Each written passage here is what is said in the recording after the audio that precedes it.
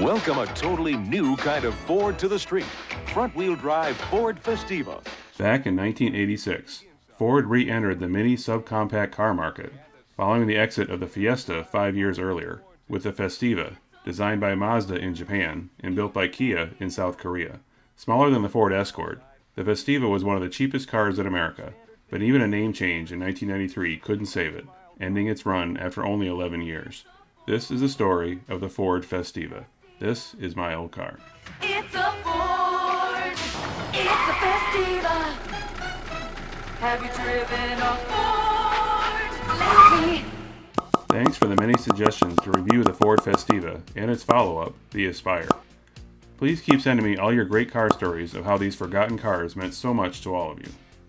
Before we talk about the Ford Festiva, we should review its predecessor that had a similar name, so similar that the two cars may sometimes be confused with one another. Back in 1976, Ford introduced the Fiesta in France and Germany, with right-hand drive versions available in the UK the following year.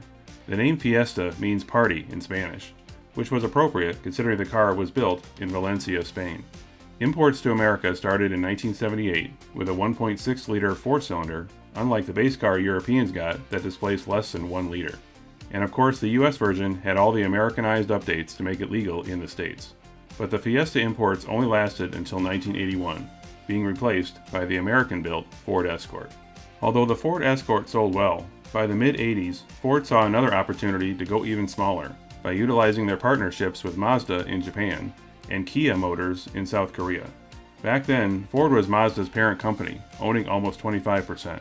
In America, Ford sold a rebadged version of the Mazda 323, marketed as the Mercury Tracer starting in 1985, and would later sell the Mazda-designed Ford Probe. Ford wanted a piece of the ultra-small, ultra-cheap car market, intending to compete with cars such as the Hyundai Excel, the Chevrolet Sprint, which evolved into the Geo Metro, and of course, the Yugo. Woohoo! I'm driving the Yugo! And before you ask, yes, I do expect to eventually do a My Old Car episode about the Yugo. We wanted a dependable second car. And this Yugo's just what we need. Unlike the Kia Motors we know today, Kia in the 1980s didn't produce their own cars. Instead, they were building cars for Mazda, starting in 1986. Kia's advantage was its lower paid workforce in South Korea, compared to workers in Japan, which resulted in lower priced cars. One of the first Mazda cars built by Kia was the Mazda 121, which they named the Kia Pride for selling in South Korea. But when Mazda marketed the same car to their home market of Japan, they marketed it there as the Ford Festiva, with several trim levels, including a sporty GTX model and one with a canvas top. Starting in late 1987 for the 1988 model year, these Kia-built Mazdas made their way to America, keeping the Ford Festiva name. Canadians could buy them starting in early 1989, where they were also sold at Mercury dealerships, even though the car didn't have a Mercury version of the Festiva. This is as close as the Festiva would get to being sold as a Mercury, being one of the few Fords back then that didn't have a Mercury equivalent during at least part of its lifetime. The special trim versions that were offered on the cars sold in Japan didn't make it to North America, where the Festiva offered the L, L+, and LX trim. Splurging for the LX trim meant that you got such luxuries as a tachometer, tilt steering wheel, and a cassette player.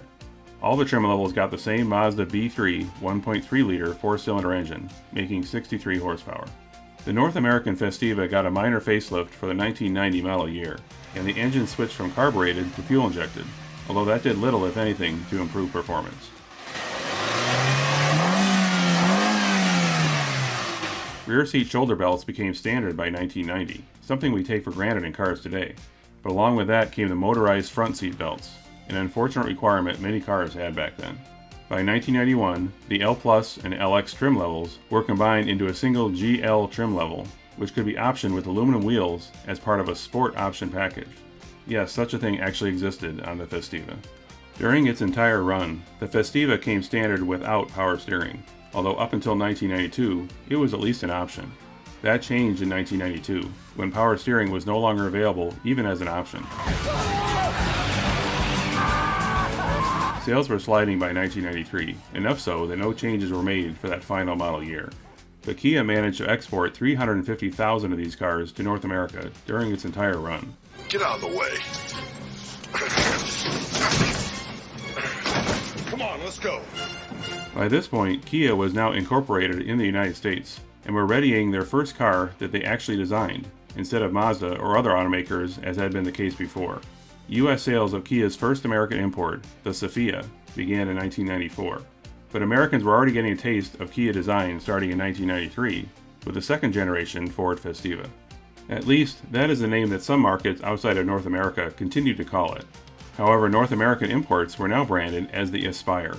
When this model first arrived, I found the name quite amusing, as if the car was aspiring to be something better than it was. When you want something better, aspire. It was an improvement over the first gen Festiva, but honestly, it really had almost nowhere to go but up. I broke my gooseneck. One thing that didn't improve was the engine, as the same Mazda B3 engine was the only option, at least in North America. Other markets got a 1.5 liter, making a whopping 15 more horsepower. Unlike the first gen Festiva, which was only available as a 3-door, the Aspire offered both 3 and 5-door models. And it was one of the first subcompacts to offer dual front airbags, and even optional anti-lock brakes. Although the last Festivas didn't have power steering, you could get it on the Aspire, but only if you got the 5-door with the automatic transmission. However, by 1995, sales were dropping so much that the base model could only be had with steel wheels, and not even a rear window wiper. Look, got a Mitsubishi hubcap on it. It goes like that. Although Ford did a refresh for 1997, it wasn't worth the extra trouble and cost, as the car was discontinued later that same year. 1997 was also the year that Kia declared bankruptcy, and many expected that Ford would continue their relationship with Kia by increasing their percentage of ownership. Ford tried, but were outbid by Hyundai, who initially acquired 51% of Kia. With Hyundai's financial backing, Kia continued to sell the former Festiva in its home market of South Korea as the Avella, but kept the Festiva name for sales in Australia until its final demise in 2000. It's Ford Festiva from $13,990. It was replaced with another small car Ford had developed for other markets outside of North America and stayed in production until 2021. This unusual-looking thing rejoices under the equally bonkers name of Ka, the ancient Egyptian word for soul. Although it's often instead pronounced just like someone from Boston would say the word car. Wicked car, is that new? Yeah, it's a Sonata. He's got Smart Pack! Also outside of North America, Ford's first microcar, the Fiesta, continued through multiple generations in 1983, 1989, 1995, and 2002. Starting with the 6th generation in 2008, the Fiesta finally returned to the American market as part of the One Ford strategy to market the same cars globally. The highlight of this generation was the Fiesta ST, with Ford's 1.6-liter turbocharged EcoBoost engine, making 180 horsepower. Sadly, this return of the Fiesta in America was short-lived, with sales in America ending by 2017, as part of Ford's controversial strategy to transition all American sales to trucks and SUVs, with the only exception, so far, being the Mustang. If you see a Festiva or Aspire on the road today, they are a rare sight, especially the Festiva, as almost no one back then ever considered them to be a future classic to hold on to. But there is one exception, which is a special version created in 1989 called the Shogun. These specially modified Festivas, of which only 7 were produced, were built by Chuck Beck and Rick Titus. The small 4-cylinder was swapped out for the 3-liter double overhead cam V6, normally found back then in the Ford Taurus SHO, producing 220 horsepower, with a top speed of 145 miles per hour. It also had a redesigned hood and front and rear fenders, Recaro bucket seats, and cost $42,000 in 1989. That's around $87,000 today. That may be why only 7 were ever sold. But if anyone could ever afford it, it would be this guy. Thanks for watching. If you like this video, click the like button and subscribe to my channel. If you once owned a car from the 80s to mid-2000s that you rarely see today and would like it featured in a future episode, leave a reply in the comments or contact me at the email shown here. See you next time. This is a Ron beer. And you know what they say, nothing runs through you like a beer.